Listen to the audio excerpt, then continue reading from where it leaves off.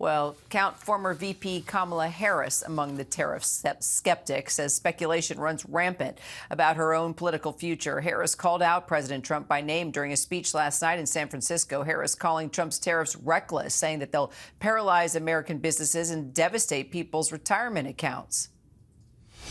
So look, some people are describing what's been happening in recent months as absolute chaos. And of course, I understand why. And it's certainly true of those tariffs. Tariffs that, as I predicted, are clearly inviting a recession. Political director Avery Harper joins us now for more. So, Avery, a bit of a I told you so from the former VP, clearly. What do you think? Is Harris gearing up for a run for governor of California? Because that's the chat all over social media.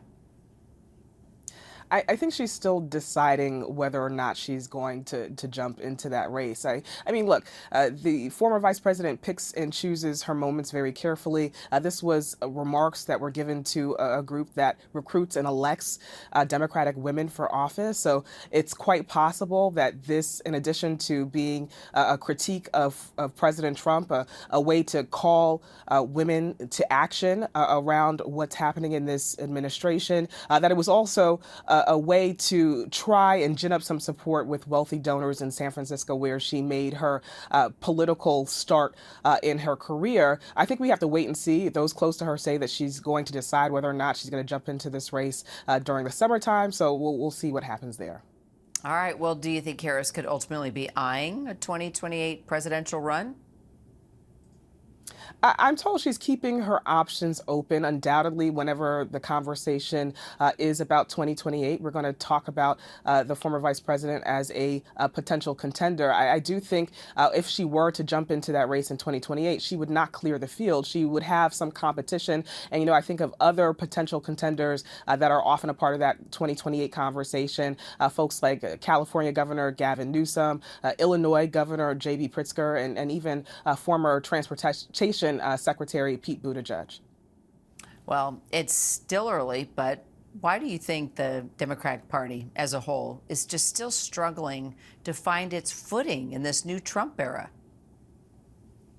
Right. I think there are just differences within the party in terms of how to proceed after November's losses. There is a school of thought that wants to invest more time in reaching out to moderates and even those on the right. And there's another school of thought that wants to double down on progressive ideas and usher in a new generation of leaders that are going to challenge the status quo. And it all comes at a time where polling does suggest that Democratic voters want for Democratic leaders to do more to fight this Republican Party. And so even in her remarks last night, the former vice president was sure to mention some of those folks who are doing that the most vocally. She talked about Senator Cory Booker and Senator Bernie Sanders. She also talked about Congresswoman Alexandria Ocasio-Cortez and Jasmine Crockett. So I think this is a fight we're going to continue to see play out within the Democratic Party. I think we have to wait and see which strategy will ultimately win out.